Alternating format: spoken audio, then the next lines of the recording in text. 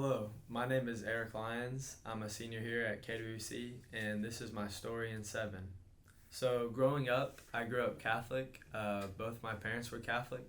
Um, I grew up in a great home. I had two great parents, a great sister, and we would go to church every Sunday, um, mass every Sunday. And so, just being able to go into a space where I didn't know too much about God in my early years. I just knew that church was something that we did as a family and something that we would do every Sunday habitually.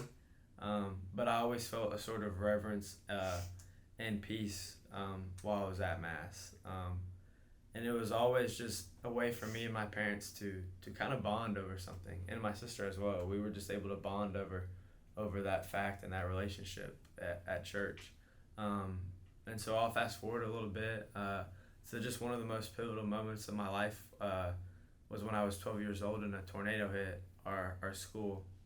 And just the emotions and the fear that was going through my mind that day um, were just some of the most scared that I've ever been and some of the most fearful that I've ever been.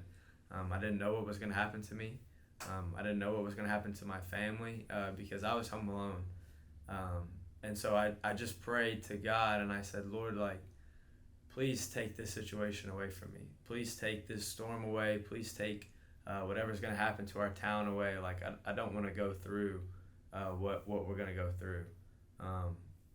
And I just remember praying that over and over again, not really knowing what I was saying, but just saying God, I don't want to go through this. And the tornado hit, obviously destroyed our school. And my family was okay, and everybody I knew was okay. But just the destruction and the devastation of the town was something that I had just never seen before. And so I just prayed to God and I said, Lord, I just want this all to go away. And it didn't take me, it took me a while to realize I was just praying the wrong prayer, right? I wanted God to remove me from hard situations and sorrow in my life. And that's not really what God calls and promises us that He will do. And so just a Bible verse from that point in my life is my Father, if it is possible, let this cup pass from me, yet not as I will, but as you will. And that's Matthew chapter 26, verse 39. And Jesus says these words while He's praying in the garden right before He's about to be crucified. And He knows what's going to happen, and He knows the situation and the pain that's coming, but He doesn't say, God, remove me from this situation, I'm done. He says, I don't really want to go through this, but I want your will to be done. And that's the prayer that I should have been praying in the midst of that. And I realize that now. And I realize that now whenever I'm going through something difficult or something challenging, I say, God, I just want you to be present with me. No matter what I'm going through, no matter what I face, I know that if you're present with me in these moments, I'm going to be able to get through it. And that's just shifted the way that I pray. It shifted the way that I think about God tremendously. And so we'll fast forward a little bit. Going into high school, I went to a great high school. I was surrounded by great teachers, great coaches, great people.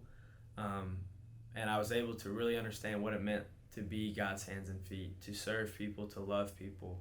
And one of those service projects that we did was called St. Joseph of Arimathea Society. And in that club, we would go to different burial sites and we would bury homeless people of the community that didn't have funds to bury themselves, didn't have members of the family to bury them, or didn't have friends to bury them. And so oftentimes we were the only people at the funeral. And it just was strikingly emotional for me and for all my classmates that were there, because we didn't know these people. We didn't know what they did in life. We didn't know who they were. But we knew that they were a child of God. We knew that God had called them to something, and we knew that God loved them, just the same that He had loved us. So ultimately, that stuff didn't matter. It didn't matter what they had done. It didn't matter who they were. It didn't matter anything, right? But it mattered that God loved them, and God had called them home to be with Him. And ultimately, in life, we're all going to die, and we're all going to be in the middle transitioning from this life to the next. And we all want somebody to be there to hold us, to comfort us, to love us.